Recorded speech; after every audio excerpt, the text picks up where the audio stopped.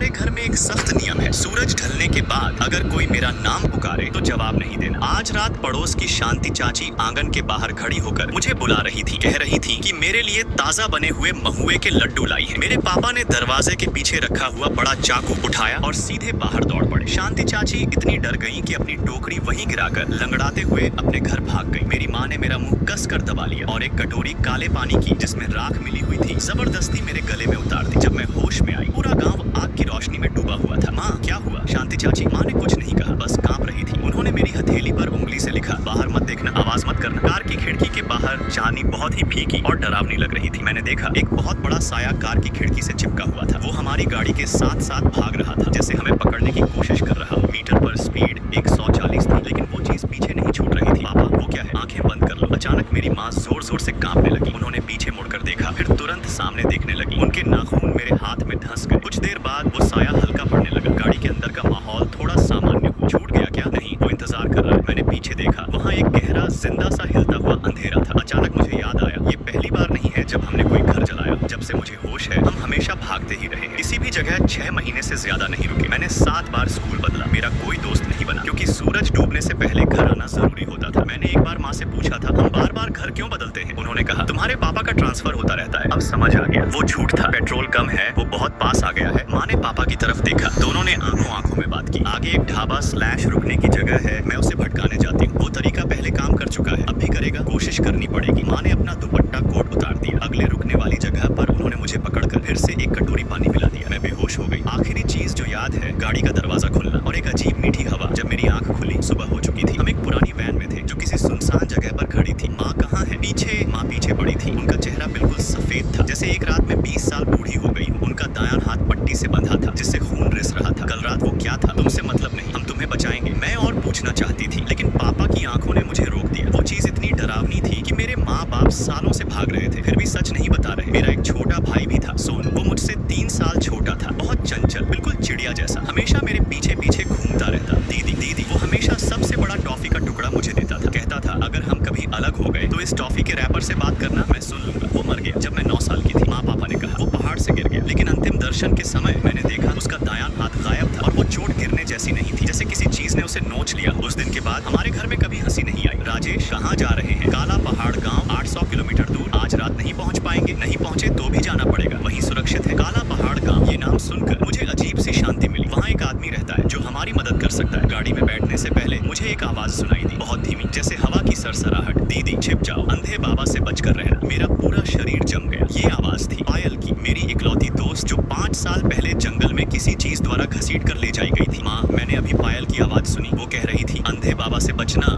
ये सब पायल की मौत से जुड़ा था और इन 15 सालों की हमारी भाग दौड़ से भी जुड़ा था। जैसे ही गाड़ी स्टार्ट हुई, मैंने रियर मिरर में देखा एक सूखा कंकाल जैसा हाथ धीरे धीरे गाड़ी के नीचे से वापस खिसक रहा था। उसके नाखून काले थे, बहुत लंबे, छोटे छोटे मुड़े हुए दरांती जैसे। हिलती हुई गाड़ी में ही मुझे नींद आ गई। सपने में मैं वापस पहुंच गई अपने 12 साल की उम्र के उस गर्मी के मौसम में। पायल जब मैं पीपलपुर गांव में नई नई आई थी, वही मेरी एकमात्र दोस्त बनी थी। वो बहुत निडर थी, थोड़ी जंगली सी, हमेशा टेढ़ी मेढ़ी छोटी बनाए रखती थी। वो मुझे गांव के पीछे पहाड़ी पर बने एक पुराने छोड़े हुए भट्टे में ले गई। उसने कहा, वहाँ एक देवता रहता है, अगर उसे कुछ चढ़ाओ तो मनोकामना पूरी होती है। मैंने चुपके से मम्मी का खरीदा हुआ खुशबूदार रबर वहाँ रख दिया। अगले ही दिन वो सच में मेरे लिए फल वाली टॉफियां ले आई। वो टॉफियां सिर्फ धूप में ही चमक रही थी। उस रात उसने कहा, अंधे बाबा के खेत के तरबूज पक गए हैं, चलो चोरी करते हैं। असल में वो सच में अंधा नहीं था, बस उसकी एक आंख पर सफेद पर्दा था। उसका खेत गांव के पश्चिम में था, जहाँ एक टूटा फूटा घास का झोपड़ा बना हुआ था। हम झुककर अंदर घुस गए। पत्थर से एक तरबूज तोड़ा, रेतीली मिट्टी में उगा हुआ, इतना मीठा कि चिपक जाए। फिर उसने कहा, कुएं में और भी बड़े ठंडे तरबूज रखे हैं। हमने बड़ी मुश्किल से बाल्टी खींची, लेकिन वो हाथ से छूटकर वापस कुएं में गिर गई। छपा, कौन है वहाँ? हरामखोरों! पायल चिल्लाई। छिप जाओ, अंधे बाबा से बचो। मैं घास के ढेर में छिप गई। पायल बाहर की तरफ भागी। अंधे बाबा ने 2 कदम उसका पीछा किया, फिर धीरे धीरे वापस मुड़ गए। अचानक उन्होंने एक डरावनी चीख मारी। मैंने झांक कर देखा, अंधे बाबा जमीन पर बैठे थे, कांपते हुए आगे की तरफ इशारा कर रहे थे। उनके गले से अजीब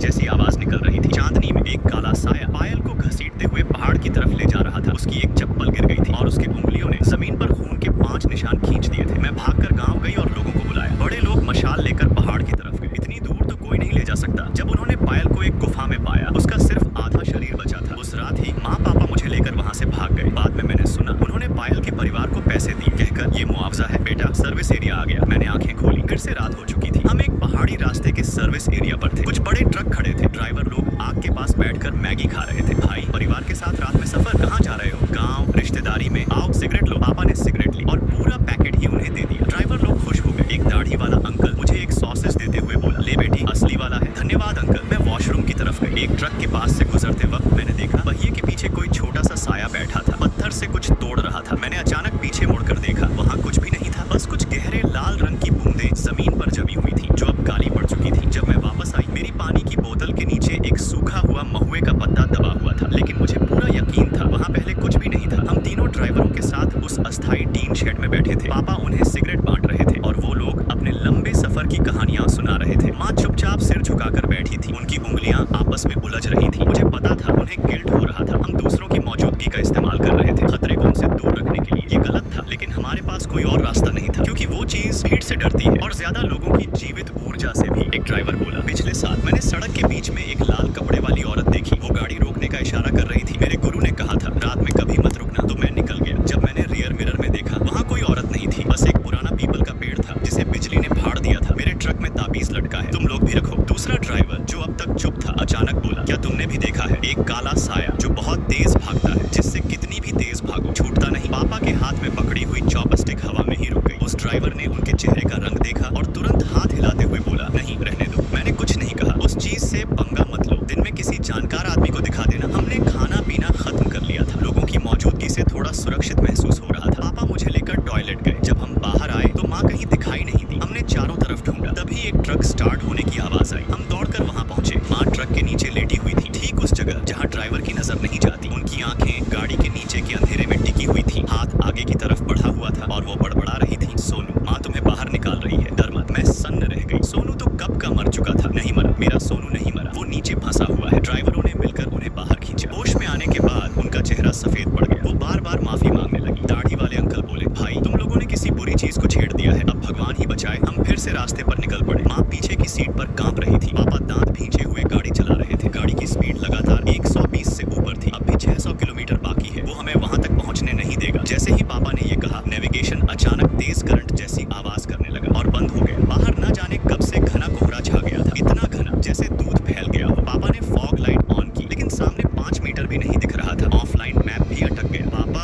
हम एक ही जगह घूम रहे हैं। इस पेड़ को मैं 3 बार देख चुकी हूँ। मैंने सड़क किनारे एक टेढ़े मेढ़े पुराने पीपल के पेड़ की तरफ इशारा किया। उसके तने में एक बड़ा सा छेद था जो किसी खुले हुए मुंह जैसा लग रहा था। पापा का चेहरा बदल गया। वो हमें पकड़ चुका है, ये कोहरा उसी का जाल है। पापा ने एक्सेलरेटर दबाया, लेकिन गाड़ी जैसे किसी चीज में फंस गई हो। पैडल पूरा दबाने पर भी स्पीड सिर्फ 40 ही थी। रियर मिरर में वो काला साया फिर से दिखाई दिया। कोहरे के अंदर कभी दिखता कभी गायब होता। वो बहुत ऊंचा था, जैसे कोई खड़ा हुआ भालू, लेकिन भालू इतना दुबला और लंबा नहीं होता। वो पहाड़ पर था। पास की पहाड़ी पर एक काला साया झुका हुआ बैठा था। चांदनी उसकी आकृति को साफ दिखा रही थी। झुकी हुई पीठ, बहुत लंबे हाथ, नीचे झुका हुआ सिर, जैसे वो कुछ देख रहा। अचानक उसने सिर उठाया। मुझे ऐसा लगा जैसे उसकी आंखों में हरी रोशनी चमकी। ये सब भ्रम है, भीड़ में वो अंदर नहीं आएगा। तभी सामने एक सर्विस एरिया की लाइट दिखाई दी। पापा ने जोर जोर से हॉर्न बजाया और गाड़ी अंदर घुसा दी। पार्किंग में कई ट्रक खड़े थे। ड्राइवर सामान उतार रहे थे। चारों तरफ शोर था। डीजल की तेज बदबू फैली हुई थी। हम भागकर 24 घंटे खुले रहने वाले स्टोर में घुसे। अंदर गर्मी थी, तेज रोशनी थी। माँ कुर्सी पर गिरकर बैठ गई। पापा गर्म पेय लेने चले गए। मैं खिड़की के पास खड़ी होकर बाहर देखने लगी। कोहरे में कुछ हिल रहा था। बहुत सारी छोटी छोटी परछाइयां, जैसे छोटे बच्चे दौड़ रहे हो। वो जमीन से चिपक कर एक गाड़ी के नीचे से दूसरी के नीचे जा रहे थे। अचानक उनमें से एक खिड़की के पास रुक गया। उसने सिर उठाया। वो बच्चे का चेहरा था, लेकिन उसकी आंखें पीली थी और पुतली सीधी लाइन में थी। वो मुझे देखकर मुस्कुराया। उसके नुकीले दांत दिखाई दिए। फिर उसने अपनी जीभ बाहर निकाली। उस जीभ पर एक छोटा सा हाथ उगा हुआ था। उस हाथ की 5 उंगलियां फैलकर सीधे कांच पर चिपक गई। मैं चीखते हुए पीछे हटी और शेल्फ से टकरा गई। जब मैंने फिर देखा, बाहर सिर्फ कोहरा था, कुछ भी नहीं। क्या हुआ? वो वहाँ कुछ था। पापा ने बाहर देखा। उनकी भौहें सिकुड़ गई। उन्हें समझ आ गया था, हम यहाँ फंस चुके हैं। जब तक कोहरा नहीं हटेगा हम बाहर नहीं जा सकते, और जब कोहरा हटेगा तब तक रात हो जाएगी। माँ बोली, राजेश फोन कर, सिर्फ वही हमें बचा सकता है। पापा बोले, तुम्हें यकीन है? तुमने कहा था अब कभी उसकी मदद नहीं लेंगे। अपनी बेटी के लिए मैं कुछ भी कर सकती हूँ। पापा कोने में गए और एक नंबर मिलाया। कुछ देर बाद की वापस आकर बोले, 2 और सर्विस एरिया पार करने होंगे। वो वहाँ हमारा इंतजार कर रहा है। आगे का रास्ता उम्मीद से ज्यादा आसान था। कोहरा हट गया, चांदनी साफ थी। नेविगेशन फिर से काम करने लगा। हमने लगातार 2 सर्विस एरिया पार किए। कोई भी परेशानी नहीं हुई। दूसरे सर्विस एरिया का नाम था पीपल घाट। ये एक घाटी में बना हुआ था, जहाँ सिर्फ कुछ पीली सी मध्यम लाइटें जल रही थी। हमने गाड़ी पार्क की, लेकिन वहाँ वो आदमी नहीं दिखा। पापा बोले, वो खुद सामने आएगा, हमें ढूंढने की जरूरत नहीं। हम टॉयलेट गए। जब वापस आए तो देखा गाड़ी का आगे वाला दरवाजा खुला हुआ था। एक आदमी जो सिर्फ सिर्फ एक पुरानी रुई की जैकेट पहने हुए था। गाड़ी में बैठा हमारे ग्लव बॉक्स को टटोल रहा था। उसके बाल सफेद हो चुके थे, घनी दाढ़ी थी और उसके बाएं गाल पर एक लंबा निशान था जो भौं से शुरू होकर ठुड्डी तक जाता था। उसने बिना हमारी तरफ देखे कहा, राजेश तुम लोग 7 मिनट लेट हो। 7 मिनट उस चीज के लिए काफी होते हैं तुम्हें पकड़ने के लिए। पापा चौंक गए। तुम ही हो? लोह बाबा, वो बोला। गाड़ी चलाओ काला पहाड़ घाट की तरफ, रास्ते में मत रुकना, चाहे कुछ भी दिखाई दे। हमने एक दूसरे की तरफ देखा। उस आदमी के शरीर से एक अजीब सी खुशबू आ रही थी, पुराने तंबाकू और किसी जड़ी बूटी की, और उसमें हल्की सी वही गंध भी थी जो उस चीज में थी जो हमारा पीछा कर रही थी। लेकिन ये गंध अजीब तरह से सुकून देने वाली थी। गाड़ी फिर से चल पड़ी। लौह बाबा ने अपने कपड़ों से एक चमड़े की थैली निकाली, उसमें से कुछ काले गोल दाने निकाले। एक खुद खाया, बाकी हमें दे दिए। इसे मुंह में रखो, मत निगलना, ये तुम्हारी मानव गंध छिपा देगा। मैंने उसे मुंह में रखा। बहुत कड़वा था, मिट्टी जैसी गंध थी। लेकिन अजीब बात, उसे रखते ही मुझे ऐसा लगा जैसे कोई मुझे घूर नहीं रहा। वो बोला, जिस चीज से तुम लोग उलझे हो वो आसान नहीं है। पहाड़ी प्रेत शानश्या 3 पीढ़ियों तक बदला रखता है। आखिर तुम लोगों ने किया क्या है? पापा धीरे से बोले। 15 साल पहले वो आदमी अचानक चुप हो गया। उसने नाक से सूंघा जैसे कोई शिकारी कुत्ता हवा सूंघता है। अचानक उसने पापा के कंधे पर जोर से हाथ मारा। वो आ गया। इंजन की आवाज तेज हो गई। मैंने पीछे देखा। सड़क गायब हो रही थी, कोहरे से नहीं बल्कि जैसे कोई उसे खा रहा हो। और पीछे सिर्फ गहरा काला अंधेरा बच रहा था। उस अंधेरे में कुछ दौड़ रहा था, 4 पैरों पर, इतनी तेज जैसे बिजली। पीछे मत देखो, आगे देखो। मैंने सामने देखा। सड़क के बीच में एक इंसान खड़ा था, सफेद कपड़े, छोटे बाल। सोनू नहीं, वो सोनू नहीं है, वो नकली है। गाड़ी रोको राजेश, गाड़ी रोको। वो मेरी माँ थी, मेरा बेटा, मेरा सोनू। तुम्हारा बेटा मर चुका है, होश में आओ। माँ दरवाजा खोलने लगी। मैंने उन्हें कसकर पकड़ लिया। गाड़ी 100 की स्पीड में थी। अगर वो कूद जाती तो मर जाती। वो इंसान धीरे धीरे मुड़ा। वो सच में सोनू का चेहरा था, लेकिन उसकी आंखें पूरी काली थी, कोई सफेदी नहीं। उसने मुंह खोला, लेकिन अंदर जीभ नहीं थी, बल्कि काले रेंगते हुए बेल जैसे कुछ था। आंखें बंद करो, लौह बाबा चिल्लाए। मैंने तुरंत आंखें बंद कर ली। मैंने सुना पापा की गुस्से भरी आवाज, माँ की चीख, और फिर एक जोरदार टक्कर। गाड़ी किसी चीज से टकराई, उछली और फिर जमीन पर गिरी। जब मैंने आंखें खोली, वो साया गायब था। विंडशील्ड पर सिर्फ एक बदबूदार गाढ़ा तरल बह रहा था। लौह बाबा बोले, ये उस प्रेत का भ्रम है। तुम जितना उस पर विश्वास करोगे वो उतना असली लगेगा, लेकिन वो तो सच में वो तुम्हारे अंदर का पछतावा है। वो उसी को खाता है। अचानक गाड़ी की छत पर जोर की आवाज हुई, जैसे कोई ऊपर कूद गया हो। फिर नाखूनों के धातु पर घिसने की आवाज, इतनी तेज कि कान चुभ जाए। छत अंदर की तरफ धंसने लगी। 5 नुकीले पंजों के निशान सीधे लोहे को चीरते हुए। वो मेरे सिर से सिर्फ 10 सेंटीमीटर दूर थे। स्टीयरिंग संभालो, स्पीड कम मत करना। लौह बाबा ने अपनी कमर से एक छोटा चाकू निकाला। उसका ब्लेड काला था और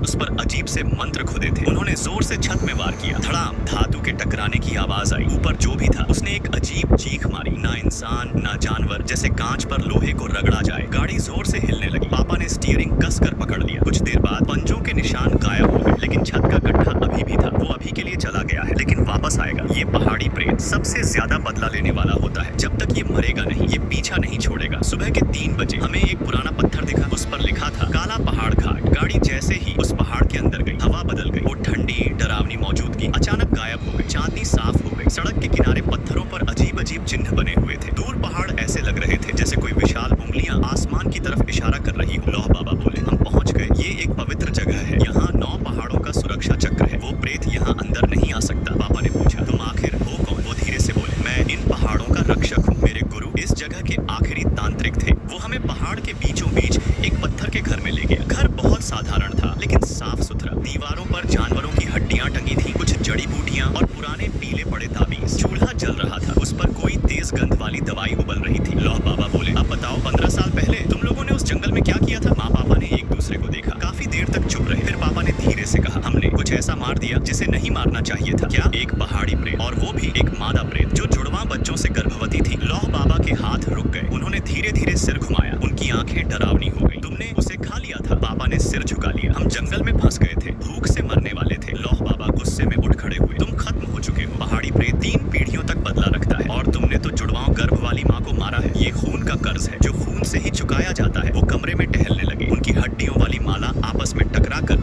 आवाज कर रही थी। ये प्रेत कोई आम जानवर नहीं होते। लंबे समय तक जीने के बाद इनमें चेतना आ जाती है। ये इंसानों को समझते हैं। उनकी इच्छाएं भी इनके लिए सबसे बड़ा नियम है। ना एहसान भूलते हैं, ना दुश्मनी। जिसे तुमने मारा वो इस पीढ़ी की माँ थी। 100 साल बाद पैदा हुए जुड़वा बच्चे। उसने तुम लोगों को भी जुड़वा बच्चे दिए, ताकि तुम भी वही दर्द महसूस करो। बच्चों से बिछड़ने का दर्द। मैं सिहर गई। इसलिए सोनू कर्ज वसूलने आया था। एक कर्ज चुका, लेकिन एक अभी बाकी है। वो मेरी तरफ देखने लगे। मेरे पूरे शरीर में ठंड दौड़ गई। जब तुम्हारा भाई मरा था तुम भी वहाँ थी, है ना? मैंने धीरे से सिर हिलाया। तुम पर उस अजन्मे आत्मा की छाया लग गई। उस प्रेत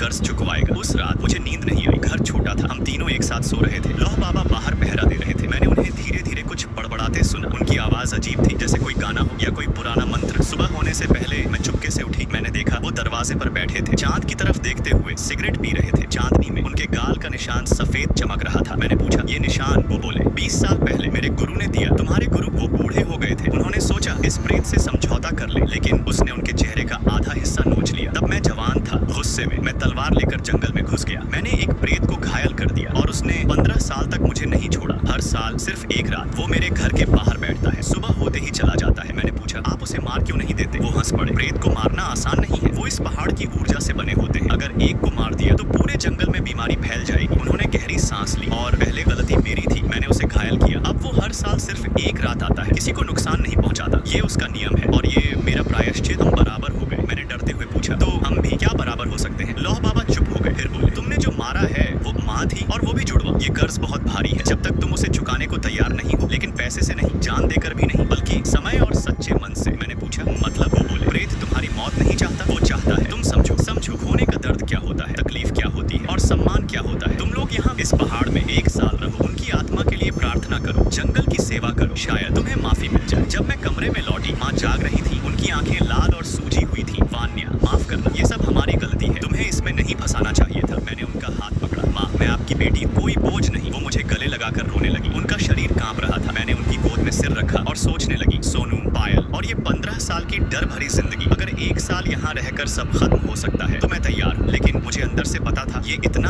आसान नहीं होगा, क्योंकि पहाड़ी प्रेत का बदला सिर्फ समय से खत्म नहीं होता। इस जगह के नियम बहुत अजीब थे। सूर्योदय से पहले उठना होगा, मुख्य दिशा की तरफ 3 बार सिर झुकाना होगा। सूरज ढलने के बाद जोर से नहीं बोलना, कोई लाइट नहीं जलानी, सिर्फ खास तरह की राल जलानी। मांस नहीं खाना, किसी जीव को नहीं मारना, यहाँ तक कि चींटी को भी नहीं कुचलना। लौह बाबा बोले, ये शांत पहाड़ है, यहाँ सब कुछ तुम्हें देख रहा है। पहले हफ्ते हम उनके साथ जंगल में गए। उन्होंने हमें सिखाया कैसे उस प्रेत के निशान पहचानते हैं। 5 उंगलियों वाले पंजों के निशान, जिनके बीच का फासला बहुत बड़ा था। इसका मतलब है उसके पिछले पैर बहुत ताकतवर